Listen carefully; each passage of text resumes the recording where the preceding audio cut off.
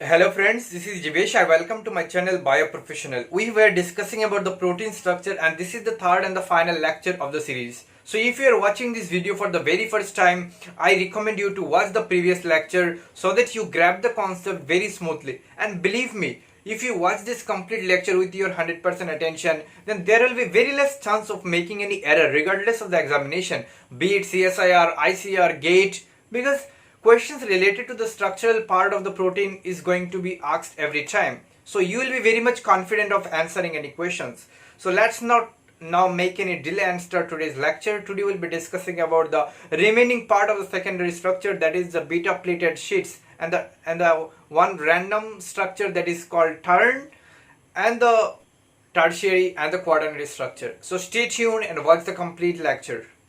तो आप देख सकते हैं हमने पिछले लेक्चर में भी बात किया था कि हम सेकेंडरी स्ट्रक्चर को क्लासिफाई कर सकते हैं on the basis of phi and the psi angle. ठीक है, अगर phi and psi angle same होगा तो इसे हम रेगुलर कहते हैं, अगर डिफरेंट है तो रैंडम कहते हैं, राइट। और हमने और एक भी बात देखा था कि सेकेंडरी स्ट्रक्चर में जब आप देखिए प्राइमरी स्ट्रक्चर से जब सेकेंडरी स्ट्रक्चर की फॉर्मेशन होता है तो हमने देखा था इसमें सिर्फ हाइड्रोजन बॉन्डिंग ही होता है। अगर मैं एक जनरल स्ट्रक्चर लिखूं एमिनो एसिड की, राइट, तो यहाँ पे मान लीजिए H है, यहाँ पे ये इसका जनरल स्ट्रक्चर है, राइट, हम ऐसे लिख सकते हैं। तो हमने कहा था कि इसमें जो है एमाइड हाइड्रोजन और कार्बोनिल ऑक्सीजन ही है जो हाइड्रोजन बॉन्डिंग में शामिल होता है। तो अगर देखिए तो रेगुलर में भी हम लोगों ने जो है दो टाइप में डिवाइड किया था, एक है हेलिकल, राइट, और एक है प्लेटेड। प्लेटेड में ही हम लोगों ने कहा था कि इसमें बीटा प्लेटेड है, और हेलिकल में हम लोगों ने देखा था डिफरेंट फॉर्म से। तो और रैंडम में हम लोगों ने एग्जांपल देखा था कि लूप कहते हैं, ठीक है, और मतलब अगर नंबर ऑफ एमिनो एसिड ज्यादा है तो इसे लूप कहते हैं, अगर कम है तो इसे ही टार्न कहते हैं। तो आज हम इसके बारे में बात करेंगे, बीटा प्लेटेड स्ट्रक्चर्स के बारे में। तो मान लीजिए एक पॉलीपेप्टाइड है, ठीक है, एक पॉलीपेप्टाइड है, इसका एक प्राइमरी स्ट्रक्चर है, ये मान लीजिए इसका प्राइमरी स्ट्रक्चर है। तो ये मान लीजिए ये ऐसे ऐसे हो गया, फोल्ड हो गया, मान लीजिए एक प्लीटेड स्ट्रक्चर बन गया। ठीक है, प्लीटेड स्ट्रक्चर कैसे बनेगा, इसमें हाइड्रोजन बॉन्डिंग होगा। ठीक है, ये मान लीजिए एक पॉलीपेप्टाइड स्ट्रक्चर था, ये प्राइमरी स्ट्रक्चर, और ये प्लीटेड स्ट्रक्चर बन गया। ऐसे भी हो सकता है कि यहाँ पे फिर ये ऐसे अल्फा हेलिक्स भी स्ट्रक्चर सेम पॉलीपेप्टाइड में भी बन सकता है। ठीक है, कैसे भी स्ट्रक्चर बन सकता है, लेकिन हम लोग का जो मेन बात अभी करना है इसके ऊपर। ठीक है, मान लीजिए एक बीटा प्लेटेड स्ट्रक्चर है। ठीक है, देखिए यहाँ पे हम कह सकते हैं ये एक बीटा स्ट्रैंड है, ये एक बीटा स्ट्रैंड है, ये एक बीटा स्ट्रैंड है, ये एक बीटा स्ट्रैंड है। ठीक है, तो आप कह सकते हैं यहाँ पे 1 2 3 4 5, यहाँ पे 5 बीटा स्ट्रैंड से, यहाँ पे 5 बीटा स्ट्रैंड से एक बीटा प्लेटेड स्ट्रक्चर बनाया।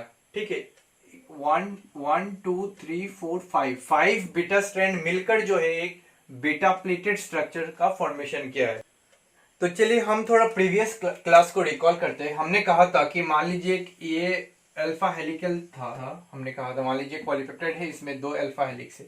तो मैंने कहा था कि यहाँ पे जो number of amino acid vary कर सकता है, लेकिन इसका जो phi and psi angle same रहेगा। ठीक है, इसमें जो number of amino acid vary हो सकता है, ये एक अल्फा हेलिक्स है, ठीक है, और ये भी एक अल्फा हेलिक्स है। तो यहाँ पे देखिए जो एक बीटा प्लेटेड स्ट्रक्चर है ना, इसमें जो नंबर ऑफ बीटा स्ट्रैंड है, इसमें जो नंबर ऑफ बीटा स्ट्रैंड है ये वेरी कर सकता है। जरूरी नहीं है कि यहाँ पे हर जगह पे जो है 5 ही बीटा स्ट्रैंड हो, इसमें 6 भी हो सकता है, 7 भी हो सकता है। इसमें ये जो बीटा स्ट्रैंड है ये वेरी हो सकता है। फिर हमने कहा था अल्फा हेलिक्स में जो यहाँ पे जो कार्बोनिल ऑक्सीजन है और यहाँ पे जो एमाइड हाइड्रोजन है, ठीक है, इसके बीच में जो है हाइड्रोजन बॉन्डिंग होता है, और इसे हम क्या कहा था, इसे हम कहा था कि यह है इंट्रा चेन हाइड्रोजन बॉन्डिंग।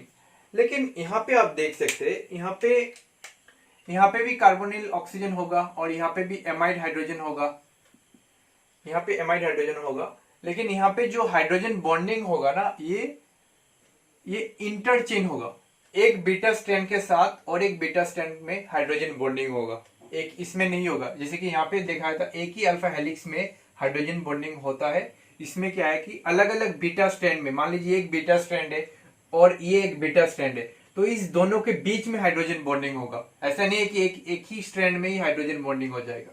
ये हाइड्रोजन बॉन्डिंग होने के बाद ही ये जो है ये स्ट्रक्चर बन पाएगा।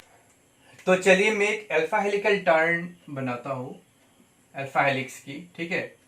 अल्फा हेलिकल टर्न, एक वन हेलिकल टर्न अगर मैं बनाता हूं तो मैंने कहा था कि इसमें नंबर ऑफ एमिनो एसिड जो है 3.6 है, राइट।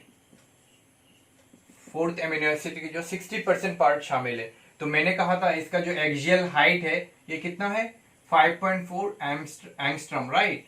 और इसमें बिटवीन टू एमिनो एसिड की जो डिस्टेंस है मैंने कहा था 1.5 एंगस्ट्रॉम। और मैंने ये भी कहा था कि जो हाइड्रोजन बॉन्डिंग होता है ना, इसमें जो हाइड्रोजन बॉन्डिंग होता है ये पैरेलल होता है। तो आप यहाँ पे देख सकते हैं इसमें जो हाइड्रोजन बॉन्डिंग है ना, इसमें पैरेलल नहीं है, इसमें परपेंडिकुलर है। यहाँ पे स्ट्रैंड है या हाइड्रोजन बॉन्डिंग यहाँ पे हो रहा है। तो ये जो है हाइड्रोजन बॉन्डिंग जो है नेचर है ये परपेंडिकुलर है। तो नंबर ऑफ बीटा स्ट्रैंड्स मैंने कहा था वेरी हो सकता है, ठीक है। सेकेंड पॉइंट आप नोट कर सकते हैं कि यहाँ पे जो हाइड्रोजन बॉन्डिंग जो है ये परपेंडिकुलर होता है, परपेंडिकुलर हाइड्रोजन बॉन्डिंग, राइट। फिर यहाँ पे जो है इंटरचेन हाइड्रोजन बॉन्डिंग, इंटरचेन हाइड्रोजन बॉन्डिंग। मतलब अगर आप कंपेयर करते हैं अल्फा हेलिक्स और बीटा शीट्स में तो आपको ये डिफरेंस मिलेगा, क्योंकि यहाँ अल्फा हेलिक्स में जो है पैरेलल हाइड्रोजन बॉन्डिंग रहता है, ठीक है, पैरेलल, और इसमें परपेंडिकुलर रहेगा। इसमें जो है इंटरचेन हाइड्रोजन बॉन्डिंग रहता है और इसमें क्या रहेगा, इसमें क्या रहता है इंट्राचेन हाइड्रोजन बॉन्डिंग। और एक बात यहाँ पे देखिए, आप वन हेलिकल टर्न में इसका जो एक्सियल हाइट की बात करते हैं, ठीक है, और आप जब बीटा स्ट्रैंड के बारे में बात करेंगे ना तब आप लेंथ के बारे में बात करेंगे, ठीक है। तो यहाँ पे देखिए मैंने कहा है यहाँ पे बिटवीन टू एमिनो एसिड जो है इसका डिस्टेंस है 1.5 एंगस्ट्रॉम। और इसमें जो है बीटा स्ट्रैंड में जो एमिनो एसिड है ना, मान लीजिए एक एमिनो एसिड है, ये एक एमिनो एसिड है, तो इसका बीच में जो डिस्टेंस है ये है 3.5 एंगस्ट्रॉम। मतलब एक्चुअल डिस्टेंस यही है, ठीक है। और हेलिकल पैटर्न में जाने के वजह से इसका जो डिस्टेंस है ये घट गया था। मतलब हम एक्सियल हाइट की जब बात करेंगे तब इसका डिस्टेंस 1.5 एंगस्ट्रॉम है, ठीक है। तो ये जो है बीटा स्ट्रैंड जो है ये क्या है, एक्सटेंडेड कॉन्फॉर्मेशन है। मतलब इसको आप खींच के और लंबा नहीं कर सकते, ये एक्सटेंडेड कॉन्फॉर्मेशन है। लेकिन जब आप अल्फा हेलिक्स की बात करते हैं ना तब आप इसको जो खींच सकते हैं, खींच के जो ये बीटा स्ट्रैंड में कन्वर्ट कर सकते हैं। तो आप देख सकते हैं इसमें जो डिस्टेंस था इसमें 1.5 है और ये 3.5 एंगस्ट्रॉम है। तो ये भी आप डिफरेंस के तौर पर आप याद रख सकते हैं। देखिए आप अगर कंपेयर करके पढ़ेंगे ना तो दोनों चीज आपको याद रह जाएंगे। तो आप अगर कोई भी बायोकेमिस्ट्री की बुक को फॉलो करेंगे तो आपको मिलेगा जो बीटा स्ट्रैंड है ना ये पैरेलल और एंटी पैरेलल होता है। तो चलिए अब हम बात करते हैं कि बीटा स्ट्रैंड को हम पैरेलल और एंटी पैरेलल कैसे कहते हैं, मतलब किसके ऊपर बेस करके हम इसको पैरेलल और एंटी पैरेलल कहेंगे। देखिए मान लीजिए हम जब कोई भी पॉलीपेप्टाइड को शो करते हैं ना तो हम एन टर्मिनल और सी टर्मिनल ऐसे लिखते हैं, ऐसे हम उसको रिप्रेजेंट करते हैं। क्योंकि जो है मान लीजिए एन टर्मिनल मतलब एमिनो टर्मिनल और सी टर्मिनल मतलब कार्बोक्सिल टर्मिनल, ठीक है। अगर हम एक जनरल स्ट्रक्चर बनाए एमिनो एसिड की, मान लीजिए ये इसका एमिनो ग्रुप है, राइट, और ये इसका कार्बोक्सिल ग्रुप है और ये आर ग्रुप है। तो ये हो गया इसका एमिनो टर्मिनल, ये हो गया इसका कार्बोक्सिल टर्मिनल। तो जब हम रिप्रेजेंट करते हैं कोई भी पॉलीपेप्टाइड को तो हम एन से सी ऐसे रिप्रेजेंट करते हैं, ठीक है। तो मान लीजिए एक बीटा स्ट्रैंड है, मैंने इसको एक बीटा स्ट्रैंड कंसिडर किया, और एक अगर बीटा स्ट्रैंड मान लीजिए और एक यहाँ पे है, और इसका भी अगर एन टर्मिनल और सी टर्मिनल ऐसे ही है, ठीक है, ऐसे है, तो उसको हम पैरेलल कहेंगे, पैरेलल बीटा स्ट्रैंड।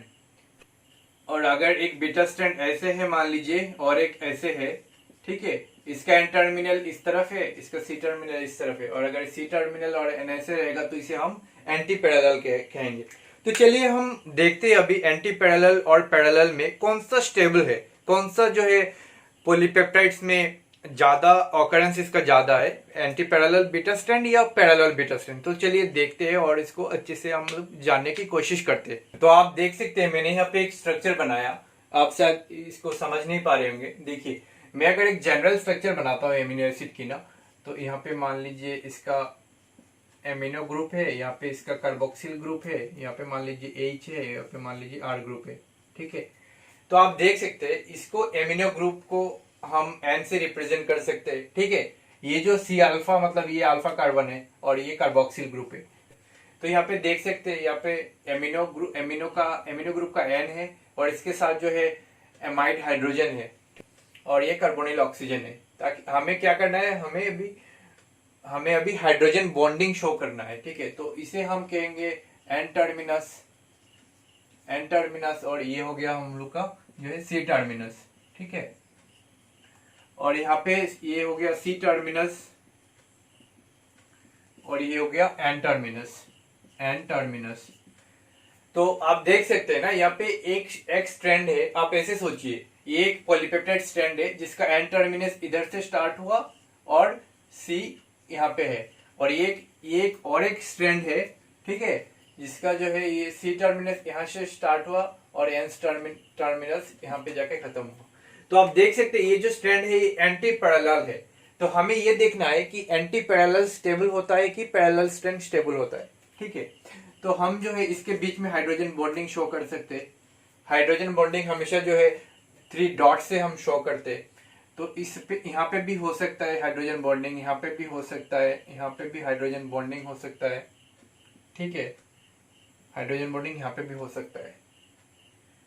तो आप देख सकते हैं एक एमिनो एसिड है, देखिए एक एमिनो एसिड है, ये एक एमिनो एसिड है, ये और एक एमिनो एसिड है, एक alpha carbon amino group carboxyl group. ठीक है, तो ये एक एमिनो एसिड है। तो ऐसे ही आप इसको और एक एमिनो एसिड है, ये एक एमिनो एसिड है और ये एक एमिनो एसिड है। तो आप देख सकते हैं एक एमिनो एसिड में जो एमाइड हाइड्रोजन है एक स्ट्रैंड में, एक बीटा स्ट्रैंड में इसका एमाइड हाइड्रोजन है, कार्बोनिल ऑक्सीजन है। ये दूसरा बीटा स्ट्रैंड है, इसमें जो है इसका कार्बोनिल ऑक्सीजन है और एमाइड हाइड्रोजन है। ठीक है, तो ये एक एमिनो एसिड है, ये और एक एमिनो एसिड है। तो इसमें आप देख सकते हैं कि स्ट्रेट जो है हाइड्रोजन बॉन्डिंग हो रहा है। ठीक है, हाइड्रोजन बॉन्डिंग हो रहा है। तो मैं आपको यहाँ पे एक ड्रॉ करना पड़ेगा, नहीं तो आप समझ नहीं पाएंगे। मैं यहाँ पे और एक ड्रॉ करता हूं जो पैरेलल स्ट्रैंड होगा। तो अब देखिए और एक स्ट्रक्चर बन गया। ठीक है, यहाँ पे देखिए ये इसका एन टर्मिनस है, इसका एन टर्मिनस है और ये इसका सी टर्मिनस है। ठीक है, यहाँ पे भी इसका एन टर्मिनस है, एन टर्मिनस, और ये भी इसका सी टर्मिनस है। तो आप देख सकते हैं ये इसका एन टर्मिनस और सी टर्मिनस एक ही साइड में है, मतलब ये एक बीटा स्ट्रैंड है और ये एक बीटा स्ट्रैंड है। ठीक है, आप ऐसे बीटा स्ट्रैंड की कंसीडर करें, ऐसे ये एक एन टर्मिनस और सी टर्मिनस ऐसे है और ये एक एन टर्मिनस सी टर्मिनस, मतलब ये पैरेलल स्ट्रैंड है। तो हमें देखना है कि कौन सा स्ट्रैंड स्टेबल है, कौन सा मतलब किससे अगर कंपेयर करके देखना है हमें, तो कौन सा स्टेबल है कौन सा अनस्टेबल है। ठीक है, मतलब कौन सा कम स्टेबल है कंपेयर करके अगर हम देखें। तो आप देख सकते हैं यहाँ पे जो एक एमिनो एसिड है ये सी अल्फा है, एमिनो ग्रुप कार्बोक्सिल ग्रुप, ये और एक एमिनो एसिड है, ये और एक एमिनो एसिड है। ऐसे करके हम इसको डिवाइड कर देंगे तो आपको समझने में आसानी होगी। ठीक है, तो इसको देखिए, आप इस पार्ट को अभी भूल जाइए, बस इस पार्ट पे फोकस कीजिए आप। अब यहाँ पे एक एमिनो एसिड है, इसका एक एमिनो एसिड की जो आप यहाँ पे देख सकते हैं आप, कार्बोनिल ऑक्सीजन है। ठीक है, और ये और एक एमिनो एसिड है, इसका जो एमाइड हाइड्रोजन है इसके साथ ये हाइड्रोजन बॉन्डिंग कर रहा है। इसी एमिनो एसिड की कार्बोनिल ऑक्सीजन के साथ ये दूसरा एमिनो एसिड है जो बॉन्डिंग कर रहा है। मेरा कहने का मतलब यही है, देखिए ये एक एमिनो एसिड है, इसको फोकस कीजिए, इसका जो एमाइड हाइड्रोजन है ये दूसरा एमिनो एसिड की जो कार्बोनिल ऑक्सीजन है इसके साथ बॉन्डिंग कर रहा है, और ये जो है ये और एक एमिनो एसिड के साथ बॉन्डिंग कर रहा है। मतलब एक एमिनो एसिड दो अलग अलग एमिनो एसिड के साथ जो है हाइड्रोजन बॉन्डिंग कर रहा है। ठीक है, और जो हाइड्रोजन बॉन्डिंग है ना ये स्ट्रेट लाइन में नहीं है, एक सर्टेन एंगल में है। तो सर्टेन एंगल में होने से जो इसका जो स्टेबिलिटी है ये कम होगा। समझ रहे हैं ना आप मेरा बात? ये एक बीटा स्ट्रैंड है, ये एक बीटा स्ट्रैंड है। यहाँ पे आप देख सकते हैं एक एमिनो एसिड एक ही एमिनो एसिड के साथ दो दो हाइड्रोजन बॉन्डिंग शो कर रहा है, और ये स्ट्रेट लाइन में है, मतलब ये ज्यादा स्टेबल है। तो आप अभी सोच सकते हैं कि कौन सा जो है बीटा स्ट्रैंड स्टेबल हो सकता है। हाइड्रोजन बॉन्डिंग ही तो है जो सेकेंडरी स्ट्रक्चर बना रहा है, मतलब एक बीटा प्लेटेड स्ट्रक्चर बना रहा है। तो आप देख सकते हैं अगर ये एंटी पैरेलल स्ट्रैंड होगा तो ये ज्यादा स्टेबल रहेगा as compare to parallel strand. तो आप देख सकते हैं जो है एक एमिनो एसिड दो अलग अलग एमिनो एसिड के साथ हाइड्रोजन बॉन्डिंग में पार्टिसिपेट कर रहा है, और इसके वजह से इसका स्टेबिलिटी एंटी पैरेलल स्ट्रैंड से कम होता है। मतलब एंटी पैरेलल स्ट्रैंड में जो है हाइड्रोजन बॉन्डिंग का स्टेबिलिटी ज्यादा होता है और पैरेलल स्ट्रैंड में हाइड्रोजन बॉन्डिंग की स्टेबिलिटी कम है। अल्टीमेटली जो है जो पैरेलल बीटा प्लेटेड स्ट्रक्चर अगर बनता है पैरेलल बीटा स्ट्रैंड से तो इसका स्टेबिलिटी कम होता है as compare to anti parallel beta strand. तो चलिए अब हम टर्न के बारे में बात करते हैं। टर्न ये भी एक सेकेंडरी स्ट्रक्चर है, ठीक है। कोई भी सेकेंडरी स्ट्रक्चर हो इसमें फोर्स ऑफ अट्रैक्शन बस हाइड्रोजन बॉन्डिंग ही है, चाहे आप अल्फा हेलिक्स की बात करें या कोई भी हेलिकल पैटर्न की बात करें, और अगर आप बीटा प्लेटेड स्ट्रक्चर की बात करें या कोई भी सेकेंडरी स्ट्रक्चर हो, ठीक है, इसमें सिर्फ हाइड्रोजन बॉन्डिंग ही होगा। और हाइड्रोजन बॉन्डिंग में आर ग्रुप शामिल नहीं होगा, बस carbonyl oxygen and amide hydrogen ही शामिल होगा, ठीक है। तो अब देखिए मैं अगर एक जनरल स्ट्रक्चर बनाऊं टर्न मतलब हम हमेशा ये यू शेप होता है और टर्न को भी क्लासिफाई किया गया, ठीक है, टर्न को क्लासिफाई किया गया। और टर्न में जो in general number of amino acid जो है ये 4 to 5 ही रहता है, 4 to 5 एमिनो एसिड रेजिड्यू रहता है। अगर ये रेजिड्यू ज्यादा हो जाएगा तो इसे हम लूप कहेंगे, ठीक है, इसी स्ट्रक्चर को ही हम लूप कहते हैं अगर नंबर ऑफ रेजिड्यू ज्यादा हो जाएगा। तो देखिए यहाँ पे मान लीजिए मैं यहाँ पे 5 एमिनो एसिड रेजिड्यू दिखाया, ठीक है। तो हम टर्न को क्लासिफाई करते हैं, ठीक है, हम इसको क्लासिफाई करते हैं। कैसे करते हैं? हमेशा क्लासिफाई करने के लिए कुछ तो प्रॉपर्टी हमें लेना पड़ेगा। तो देखिए हम देखेंगे पहले कि number of amino acid residue एक टर्न में कितना है, ठीक है। तो अगर मान लीजिए ये 5 रेजिड्यू है, एमिनो एसिड यहाँ पे देख सकते हैं आप, यहाँ पे 5 रेजिड्यू है, तो इसे हम कहेंगे अल्फा टर्न, ठीक है। अगर 5 रेजिड्यू है तो इसमें जो है पेप्टाइड बॉन्ड कितना होगा, एक पेप्टाइड, 2, 3, 4, यहाँ पे 4 पेप्टाइड बॉन्ड। मतलब यहाँ पे number of amino acid residue जो है ये number of amino acid residue 5 है, ठीक है। पेप्टाइड बॉन्ड कितना है, 4 पेप्टाइड बॉन्ड, और इसमें भी हाइड्रोजन बॉन्डिंग होगा। और इसमें हाइड्रोजन बॉन्डिंग जो होगा इसमें ये मान लीजिए फर्स्ट नंबर एमिनो एसिड है और ये 5th नंबर एमिनो एसिड है, तो इसके बीच में हाइड्रोजन बॉन्डिंग होगा, इसके बीच में।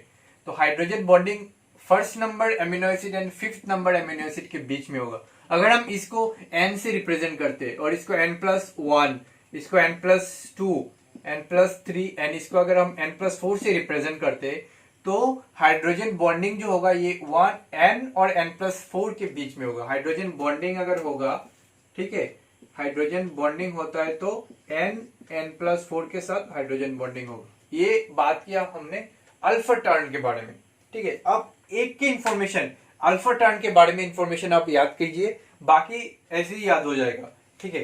तो एक तो है अल्फा टर्न, एक है बीटा टर्न, एक है गामा टर्न। तो बीटा टर्न क्या है, बस आप एक एमिनो एसिड को कम कीजिए, ठीक है। अगर आप ऐसे करते हैं, ऐसे टर्न कीजिए, एक टर्न बनाया, ठीक है, और इसमें मान लीजिए आपने क्या किया, number of amino acid residue जो है 4 number of amino acid residue आपने शो किया, ठीक है। तो अगर ये नंबर 1 रेजिड्यू है, ये 4th रेजिड्यू है, बाकी सब सेम है, ये क्या कहलाएगा, बीटा टर्न। तो बीटा टर्न में देखिए number of amino acid residue 4 होगा, पेप्टाइड बॉन्ड कितना होगा, अगर 4 होगा तो ये 1, 2, 3 पेप्टाइड बॉन्ड, और हाइड्रोजन बॉन्डिंग जो होगा n, अगर इसे हम n कंसीडर करें, n+1, n+2 एंड n+3, तो ये जो है हाइड्रोजन बॉन्डिंग होगा n के n+3 के साथ, ठीक है। तो ये हो गया बीटा टर्न। और गामा टर्न, अगर आप और एक एमिनो एसिड को कम कीजिए, मान लीजिए गामा टर्न इसे कहेंगे अगर नंबर ऑफ एमिनो एसिड 3 है, ठीक है, अगर नंबर ऑफ एमिनो एसिड 3 है तो ये गामा टर्न होगा, और इसके बीच में जो पेप्टाइड बॉन्ड होगा ये 2 होगा। अगर हाइड्रोजन बॉन्डिंग की बात करें तो यहाँ पे अगर ये n है, n+1, n+2, मतलब 1, 2, 3, मतलब n+2 के साथ हाइड्रोजन बॉन्डिंग करेगा। तो अब बस एक ब्रॉड इंफॉर्मेशन के तौर पर आप अल्फा टर्न के बारे में आप इंफॉर्मेशन रखिए कि इसमें जो है नंबर ऑफ एमिनो एसिड 5 रहता है। अगर 5 एमिनो एसिड रेजिड्यू है तो इसके बीच में 4 जो है पेप्टाइड बॉन्ड होगा, ठीक है। और इसमें जो हाइड्रोजन बॉन्डिंग होगा ये लास्ट एमिनो एसिड के बीच में, मतलब आप ऐसे एक इमेजिन कीजिए, ये एक टर्न बनाया, एक एमिनो एसिड है, ये एक एमिनो एसिड है, तो मतलब फर्स्ट और लास्ट के बीच में ही हाइड्रोजन बॉन्डिंग होगा। अगर नंबर ऑफ एमिनो एसिड 5 है तो n और n+4 के बीच में ही क्या है, हाइड्रोजन बॉन्डिंग होगा। और बाकी जितना भी रेजिड्यू है इसमें कोई हाइड्रोजन बॉन्डिंग नहीं होगा इस टर्न में, ठीक है। तो चलिए अब हम टर्शियरी स्ट्रक्चर के बारे में डिस्कस करते हैं। तो देखिए हम लोगों ने पहले डिस्कस किया था, मान लीजिए एक एमिनो एसिड है, एमिनो एसिड सीक्वेंस है, ये मान लीजिए प्राइमरी स्ट्रक्चर था जिसमें कोवेलेंट बॉन्डिंग से जुड़ा एमिनो एसिड, उसके बाद एक प्राइमरी स्ट्रक्चर बना। उसके बाद हम लोगों ने देखा कि उसमें जो है हाइड्रोजन बॉन्डिंग हुआ, इसके बाद हेलिकल स्ट्रक्चर बना, फिर मान लीजिए बीटा प्लेटेड स्ट्रक्चर बना, ठीक है। तो इसमें हम लोगों ने देखा था इसमें हाइड्रोजन बॉन्डिंग ही था जो इस स्ट्रक्चर को बनाने में हेल्प किया, ठीक है। तो अभी हमें देखना है कि जब ये सेकेंडरी से टर्शियरी स्ट्रक्चर में कन्वर्ट होगा तो इसमें और क्या क्या इंटरेक्शन शामिल होगा, ठीक है। ये तो हाइड्रोजन बॉन्डिंग था जिसे प्राइमरी से सेकेंडरी स्ट्रक्चर को बना दिया। तो अभी तो और कुछ चाहिए होगा ना इंटरेक्शन, क्योंकि बिना इंटरेक्शन से तो कोई भी स्ट्रक्चर मेंटेन नहीं रह पाएगा।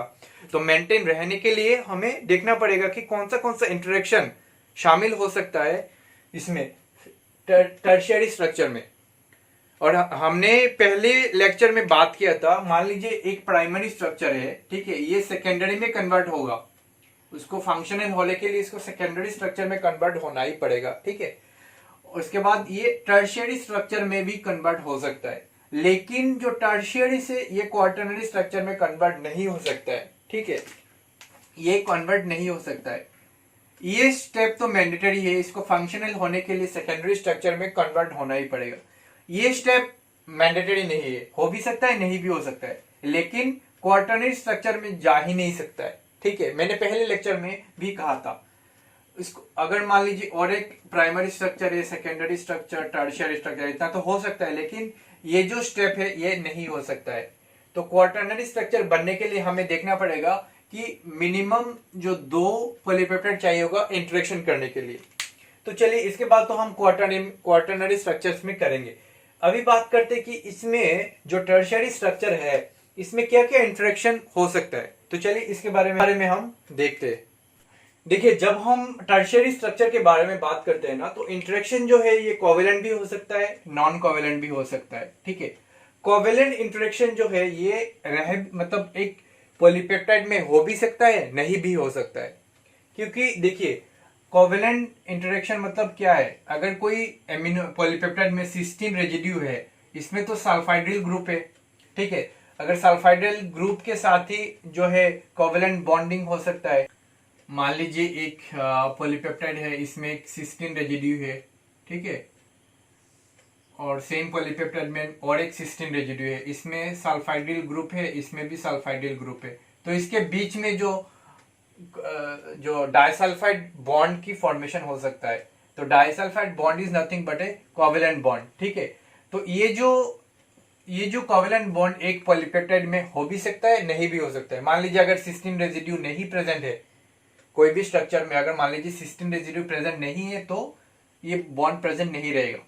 लेकिन नॉन कोवेलेंट बॉन्ड जो है, जैसे कि मान लीजिए hydrogen bonding, hydrophobic interaction, ionic interaction, van der Waals force of interaction, ये रहेगा ही रहेगा। और इसमें से अगर मेजर हम देखें तो हाइड्रोफोबिक इंटरेक्शन जो है ये मेजर फोर्स ऑफ इंटरेक्शन की तरह काम करता है, ठीक है। तो आप अभी सोच रहे होंगे कि हाइड्रोजन बॉन्डिंग तो सेकेंडरी स्ट्रक्चर में भी था, तो इसमें कहां से आ गया। देखिए जब हम सेकेंडरी स्ट्रक्चर में हाइड्रोजन बॉन्डिंग की बात कर रहे थे तो हम सिर्फ carbonyl oxygen and amide hydrogen के बीच में ही कर रहे थे। लेकिन जो टर्शियरी स्ट्रक्चर में हाइड्रोजन बॉन्डिंग होगा ना, ये R ग्रुप के बीच में होगा, साइड चेन के बीच में जो है हाइड्रोजन बॉन्डिंग शो करेगा। मान लीजिए अगर मैं एक स्ट्रक्चर में शो करता हूं, ठीक है, तो इसमें मान लीजिए एक एमिनो एसिड है, ये एक एमिनो एसिड है, एक एमिनो एसिड है, इसमें R ग्रुप है, ये R ग्रुप के बीच में जो है हाइड्रोजन बॉन्डिंग होगा, ठीक है। और carbonyl oxygen and amide hydrogen इसमें शामिल नहीं रहेगा। और carbonyl oxygen and amide hydrogen तो ऑलरेडी जो है सेकेंडरी स्ट्रक्चर को का फॉर्मेशन किया, और सेकेंडरी स्ट्रक्चर ही जाके जो है टर्शियरी स्ट्रक्चर में कन्वर्ट हुआ। तो आप यहाँ पे देख सकते हैं जो है मेजरली हाइड्रोफोबिक इंटरेक्शन ही है जो काम कर रहा है, और आयनिक भी रह सकता है और वेंडरवाल फोर्स ऑफ इंटरेक्शन भी रहता है। तो अब बात आता है कि क्वार्टरनरी स्ट्रक्चर में क्या होगा। ठीक है, मान लीजिए ये क्वार्टरनरी स्ट्रक्चर है, तो क्वार्टरनरी स्ट्रक्चर में सेम इंटरेक्शन होगा। यहाँ पे मैंने जितना भी इंटरेक्शन लिखा है ये सारा इंटरेक्शन क्वार्टरनरी स्ट्रक्चर में भी होगा। बस एक ही डिफरेंस है कि क्वार्टरनरी स्ट्रक्चर बनने के लिए हमें 2 या मोर देन 2 पॉलीपेप्टाइड की जरूरत है।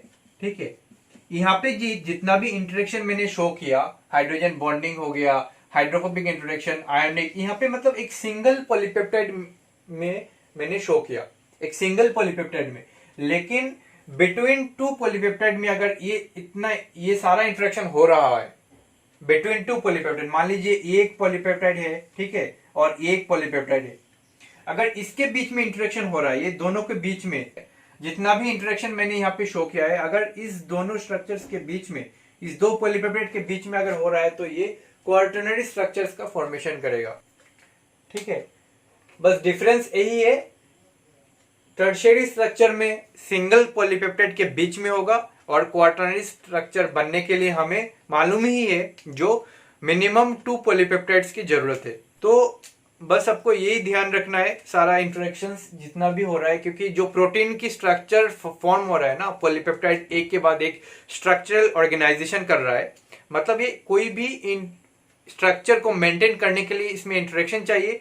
तो आपको ध्यान देना है कि जब प्राइमरी स्ट्रक्चर बना था तब हमें कोवेलेंट बॉन्ड देखने को मिला था, फिर हमने हाइड्रोजन बॉन्डिंग देखा, उसके बाद टर्शियरी स्ट्रक्चर में हम लोगों ने ये सारा चीजों जो है डिस्कस किया है। तो अगर आपने इस सीरीज के सारे लेक्चर देख लिए तो मैं आपको यही रिकमेंड करता हूं कि आप जो है प्रीवियस ईयर क्वेश्चंस पेपर को सॉल्व करके देखिए। आप आसानी से जो है इस कॉन्सेप्ट को अगर अच्छे से समझ गए हैं तो आप आसानी से सारे क्वेश्चन को सॉल्व कर पाएंगे। तो फाइनली मैं आपको यही कहना चाहता हूं, अगर मेरी इस वीडियो ने आपको जरा सा भी नॉलेज को इम्प्रूव करने में हेल्प किया है तो प्लीज मेरे इस चैनल को सब्सक्राइब कीजिए, इस वीडियो को शेयर कीजिए अपने फ्रेंड के साथ भी, ताकि उन्हें भी मौका मिले इन सारी चीजों को सिंपल वे में समझने के लिए, और वो भी एग्जाम में अच्छा कर पाएंगे और वो भी हायर स्टडीज कर पाएंगे।